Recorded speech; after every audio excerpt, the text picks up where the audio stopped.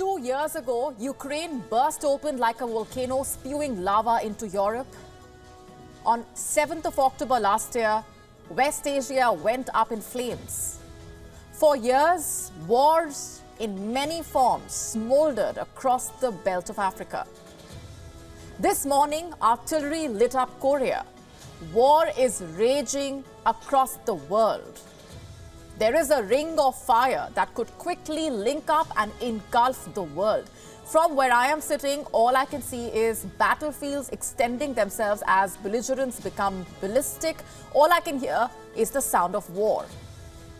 Is this the start of a new world war?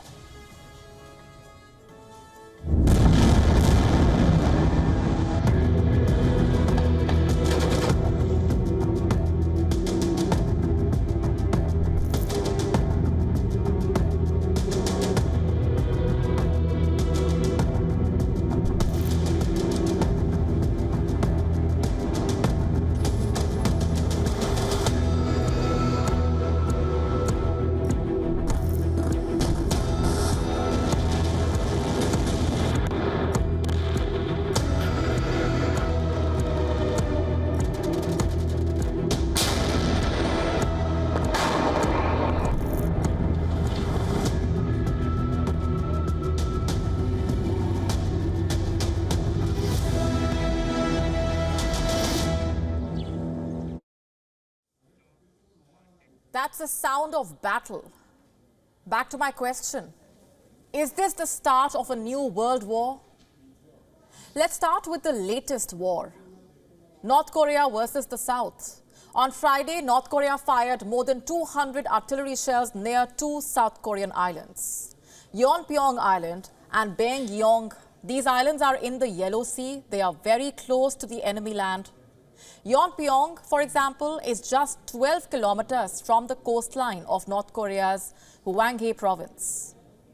At 9 a.m. local time, North Korea opened fire towards the south. Fire was coming from Jangsan Cape and Deongsan Cape. The shells did not reach South Korea, but the damage, you see, was done. In situations like these, just a provocation is enough to start a ripple effect. And this ripple effect, by the way, has already started. The residents of Yeonpyeong Island have been asked to evacuate. They received a text message, basically, saying there would be naval fire by South Korean troops. Is South Korea preparing a response? It has said as much. Seoul says it will, quote-unquote, implement measures in response to North Korea's provocations. We know that South Korea has already conducted live fire exercise. Could there be more? In the north, leader Kim Jong-un has sounded the war bugle. He has asked the country to prepare for a military showdown. Kim's dynasty has been waiting for this moment for years now. This is the chance, after all, to show off North Korea's military prowess, its advancement since the 1950 Korean War paused. Kim has asked North Korean army to ramp up production of various missile launch vehicles. Northeast Asia is exploding. The Koreas are preparing to go head-to-head.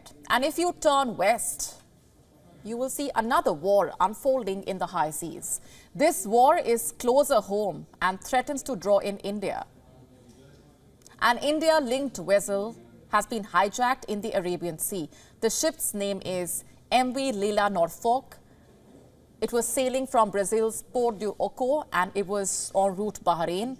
The vessel was hijacked 300 nautical miles east of Somalia. The ship is Liberian flagged. There are 15 Indian crew members on board. That is the India Connect. India received an SOS call from this ship last evening. The Navy responded promptly. A maritime patrol aircraft was dispatched. The Navy also deployed a warship, INS Chennai. India's marine commandos have embarked on the hijacked vessel, and the SOS message indicated that there were at least 5 to 6 unknown armed personnel on board the vessel. Chances are these are Somali pirates. They are an old nuisance and have been one of the many reasons ships avoid sailing near the Horn of Africa and then going around the continent through the Cape of Good Hope. The Suez Canal is a safer, cheaper and a faster alternative. But now, the path to Suez is filled with mines. The Houthis have brought the Gaza war to the Red Sea. We've been telling you about this. They threaten to turn its waters into the color of blood. The Houthis and the pirates are a dangerous combination. They have absolutely nothing to lose after all, but a lot of loss to inflict. Yesterday, the Houthis detonated an unmanned boat close to a US warship and some commercial vessels. This is a first. Never before have the Iran-backed group used USVs or unmanned surface vessels. The Houthis are raising the stakes. They are using complicated war machinery like these suicide boats. These boats usually explode upon impact. Sometimes they are remotely detonated, like in this case. This blast came with a message to America and its allies that the war is on. It came just hours after the US and 11 other countries issued an ultimatum to the Houthis. The communication read, and I'm quoting, "The Houthis will bear the responsibility of the consequences should they continue to threaten lives, the global economy, and the free flow of commerce in the region's critical waterways." So the Houthis have extended an open challenge. The question is, how will America and its allies respond? Will they hit Houthi-linked targets in Yemen? And if they do, they risk setting the entire region on fire. Starting with Iran. On land, there is already a sense of widening conflict. Cross-border fighting has escalated between Israel and Lebanon-based Hezbollah. Israel is now conducting airstrikes in the heart of Lebanon. The IDF has released videos of airstrikes on a Lebanese town.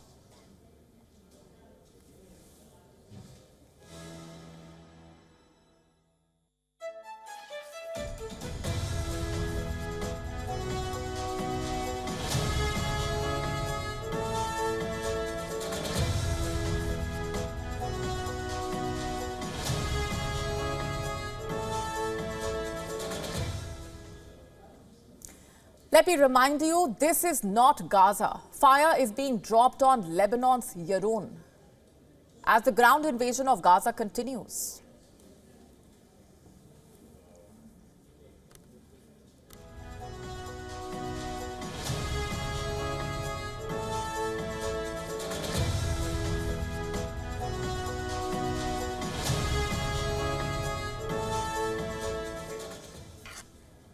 And this is more proof that the West Asia war is expanding. IDF says it is targeting Hezbollah infrastructure without telling you that Israel is actually opening the door to a bigger war. And this war threatens to engulf all the regional players. Look at Iran. You will sense the tense calm that generally precedes a war. Iran's President Ibrahim Raisi has visited the grave of Qasem Soleimani after promising to avenge the twin blasts that killed over 100 of Soleimani's supporters on the 3rd of January, the fourth anniversary of Soleimani's assassination. The Islamic State has now claimed responsibility for the attack, but Iran is pointing the finger at Israel. Fire continues to be exchanged in mainland Europe. The focus has shifted to Ukraine's Sankivka. This is in the Kharkiv region. The video on your screen was released by the Ukrainian ground forces. It claims to show Russian military vehicles advancing towards Sankivka.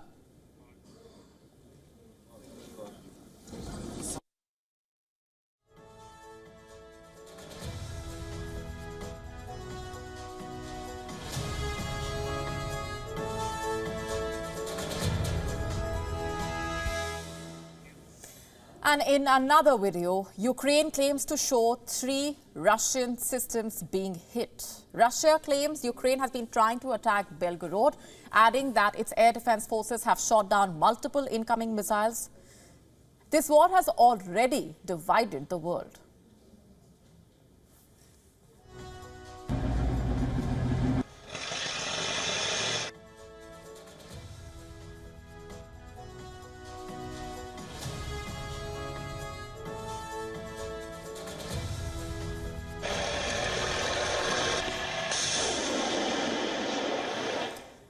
And let's now turn to Africa. You will see multiple conflict zones. Jihadist groups are expanding their operations in the Sahel region. We are talking about countries like Burkina Faso, Mali, Niger. Here, you have a growing presence of terror groups affiliated to the Islamic State. Terror attacks have become the new normal. This region has been burning for a while now, just that the war in Africa is sadly mostly going unnoticed. Much like what's happening in South America.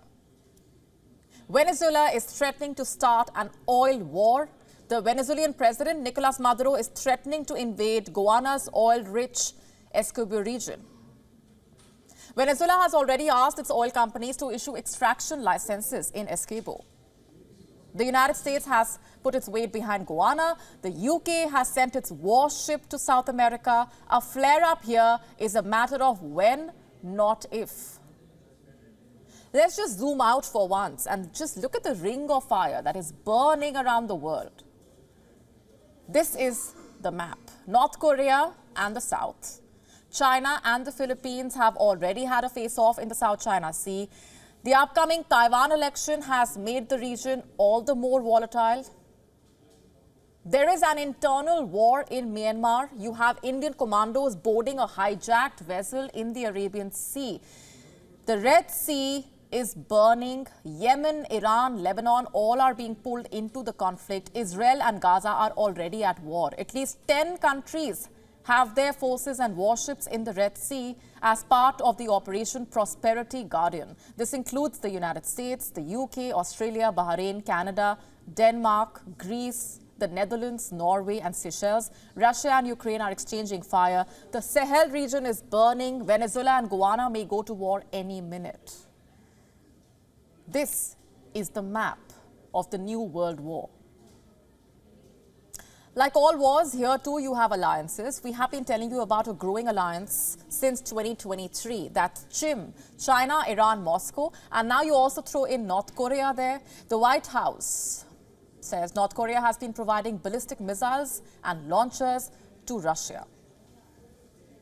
30th of December 2023, Russian forces launched at least one of these North Korean ballistic missiles into Ukraine. And who else is a part of this alliance?